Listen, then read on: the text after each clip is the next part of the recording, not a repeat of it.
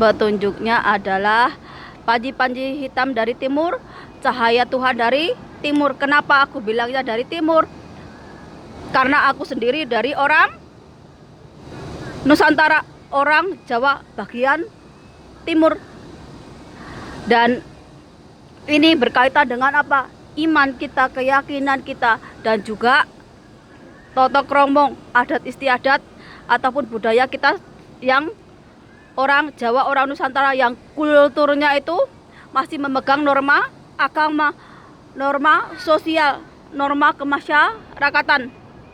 Dan sebagai orang Jawa, sebagai orang Nusantara, aku itu nggak perlu telanjang atau pakai bikini agar dibilang seksi seperti orang Eropa. Aku itu nggak perlu oplas atau merubah wajahku agar terlihat cantik seperti orang Korea. Aku itu nggak perlu mengubah jantina ataupun mengubah yang nggak sesuai dengan takdirku atau kodratku seperti orang Thailand mengoperasi jantina. Karena apa? Karena ini adalah prinsip, adalah keimanan kita kepada Tuhan Yang Maha Esa, bekal kita di dunia dan akhirat. Kalian boleh percaya, boleh enggak, tapi apa yang kita lakukan di dunia ini itu akan menentukan nasib kita, nasib anak keturunan kita.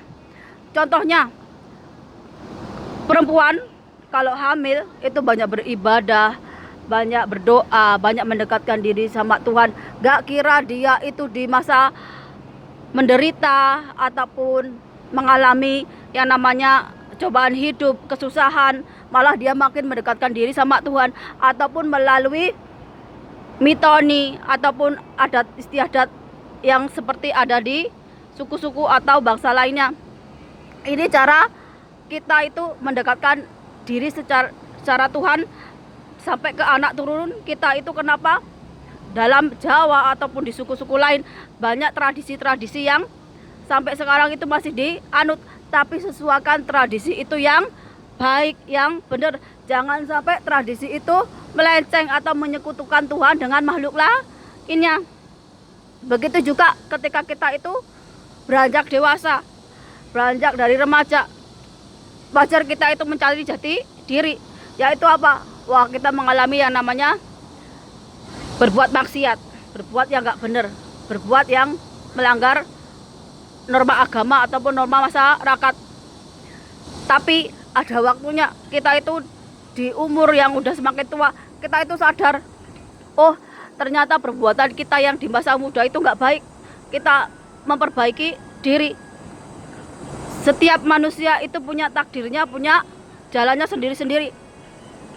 Ada yang dari kecil sampai remaja itu alim ataupun nggak neko-neko, tapi ketika tua malah tua-tua keladi, makin tua makin menjadi, jadi hidupnya bukan di jalan yang benar, jalan yang baik, malah makin menjadi edannya ataupun makin nggak terarah tujuan hidupnya. Bukannya menyiapkan diri untuk sebentar lagi mati, malah makin bikin kerusakan, makin jadi orang yang jahat, orang yang tamak, orang yang serakah. Begitu juga ketika kita itu udah nyampe tua, oh kita sadar, kita bertobat, kita minta hidayah sama Tuhan, kita jadi contoh yang baik, gak cuma untuk diri kita, tapi juga anak keturunan kita, juga jadi contoh untuk orang yang lain. Ini kenapa kita dari orang Nusantara, orang Jawa, seharusnya jadi contoh untuk bangsa lainnya, suku lainnya, bahwa kita ini walaupun nggak cantik seperti orang Arab, orang Eropa ataupun orang Korea temanapun, tapi kita punya adab yang baik, norma yang baik.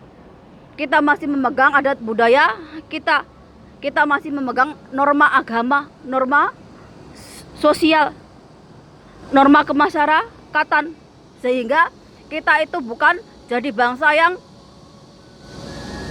ikut-ikut jadi seperti orang Eropa, ikut-ikut seperti orang Korea, ikut-ikut seperti orang Thailand, yang bukan kamu itu punya jati diri, tapi malah kamu makin belangsak, kamu makin gak tentu arah. dibilang punya agama yang enggak, dibilang kamu itu beriman sama Tuhan yang enggak, dibilang kamu itu yang baik ya enggak. Kenapa? Karena dari apa yang kamu lakukan setiap hari itu udah cerminan dirimu sendiri.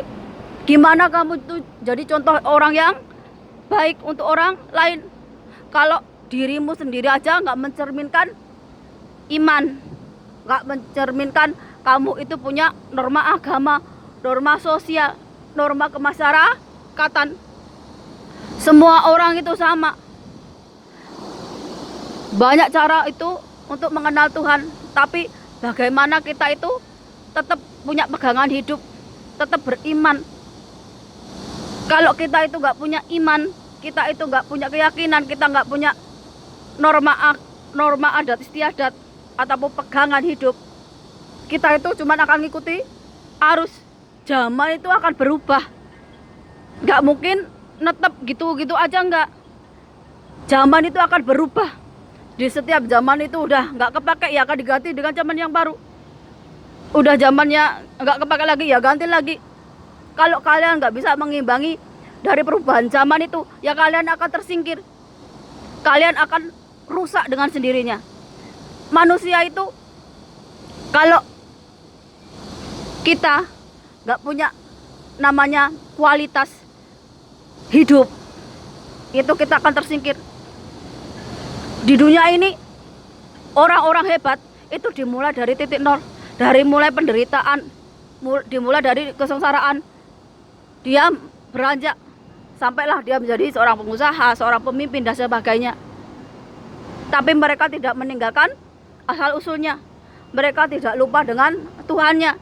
Jadi mereka tetap berpegang teguh pada prinsip mereka, sehingga apa? Walaupun mereka udah nggak ada, walaupun mereka udah mati, ilmunya tetap dipakai, namanya tetap diingat oleh generasi yang akan datang. Beda kalau kita ini bukan siapa-siapa, kalau kita ini cuman hidup gini-gini aja, orang nggak akan mengenal kita. Siapa dia? Apa manfaatnya untuk dunia ini? Apa manfaatnya untuk manusia? Apa manfaatnya untuk tumbuhan? Apa manfaatnya untuk hewan? Nggak ada. Jadi ketika dia mati pun biarkan aja, nggak ada orang yang mengingat. Tapi ketika kita hidup, kita ini menggunakan hidup kita untuk berpikiran luas, berwawasan luas, kita itu memikirkan orang lain, entah itu makhluk lainnya, entah hewan, tumbuh-tumbuhan, atau kita itu bermanfaat untuk makhluk hidup lainnya, maka walaupun kita udah nggak ada, kita tetap akan dikenang oleh generasi yang akan datang. Oh, ternyata Mbak Tuti ini sejarah hidupnya seperti ini, manfaatnya seperti ini, kita kenang.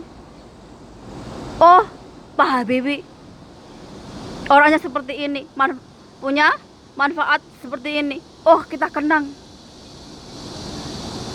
Begitu juga dengan semua orang, punya sifat, punya karakter, punya bawaan sendiri-sendiri.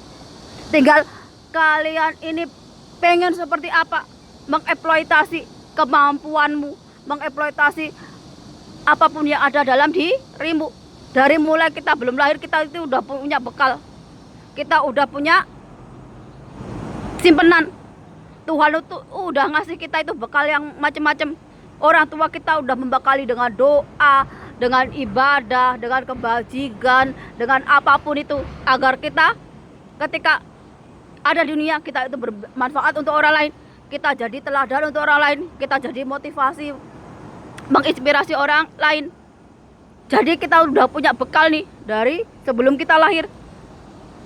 Dan ketika kita lahir, kita punya kewajiban nih nyari bekal itu. Kita nyari tuh kekuatan yang ada dalam diri kita ini, sampai kita bisa membuka diri kita ini. Kalau kita udah bisa membuka diri, udah menemukan apa sih kehebatan dari diri kita sendiri ini, kita siap nih untuk berperang di dunia ini. Kita bisa melawan arus kalau arus kehidupan ini nggak baik. Karena apa? Karena kita punya prinsip hidup. Kitalah yang akan menentukan kemenangan hidup kita, bukan orang lain. Ini makanya kenapa walaupun orang pintar, walaupun udah sampai di tingkat atas, tapi kalau rendah iman, rendah akhlak, rendah moral, maka dia akan gampang jatuh ke bawah. Entah itu karena korupsi, entah karena dia bundir, ataupun terjebak narkoba, ataupun kena penyakit kelamin. Itu karena apa? Karena dia itu nggak bisa menguasai dirinya sendiri. Ini orang beruntung itu akan selalu dinaungi keberuntungan, selalu dinaungi wahyu. Berbeda dengan orang pintar. Orang pintar belum tentu dinaungi keberuntungan, belum tentu dinaungi wahyu. Karena apa? Karena orang pintar hanya pakai otak. Tapi orang yang beruntung itu akan menyelaraskan dirinya dengan alam, dengan Tuhannya.